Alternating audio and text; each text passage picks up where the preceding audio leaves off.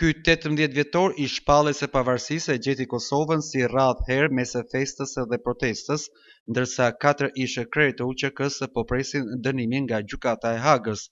Në Kuvendin e Kosovës u mbajt një ceremoni solemne që mblodhi krerët e shtetit dhe politikës, mes tyre edhe presidentin Bayram Begaj. UÇK-ja është ideali më I madh që ka ndërtuar shqiptarët ndërshekuj. Ajo është zemra e rezistencës sonë kombëtare dhe përgjigjja e një populli të shtypur ndaj një regjimi gjenocidal. Kjo luftë ishte gjithnjë e drejtë, gjithnjë e pastër dhe gjithnjë e domosdoshme. Çdo përpjekje për ta njollosur atë, për ta relativizuar apo për ta barazuar viktimën me agresorin është jo vetëm e padrejtë, por edhe historikisht e pavërtetë dhe tërësisht e papranueshme.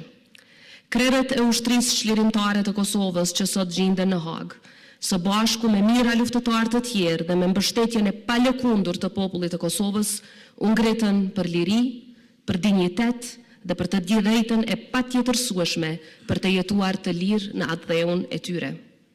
Prandaj çdo përpjekje për ta barazuar luftën tonë çlirimtare me krimet e regjimit gjenocidal të Serbisë, jo vetëm që e minon drejtësinë, por dëmton rënd edhe themelet e paqes afatgjatë në rajonin tonë. Sot më shumë se kurrë e kemi për detyrë të qëndrojmë së bashku.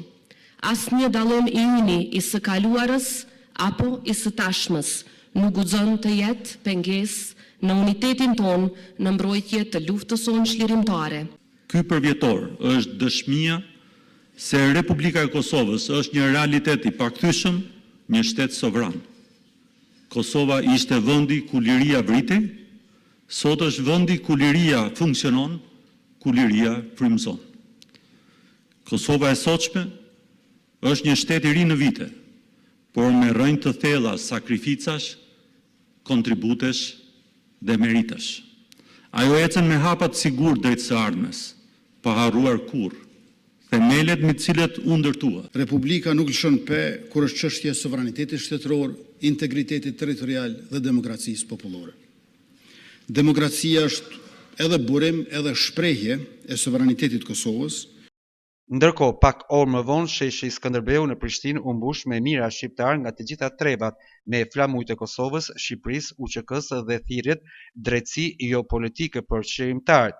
Prishtina dhuroi pamje madhështore. Numri I pjesëmarrësve në protestë raportohet të ishte rreth 250.000. Tubimi bashkoi politikën në Kosovë, Shqipëri dhe Maqedoni të Veriut.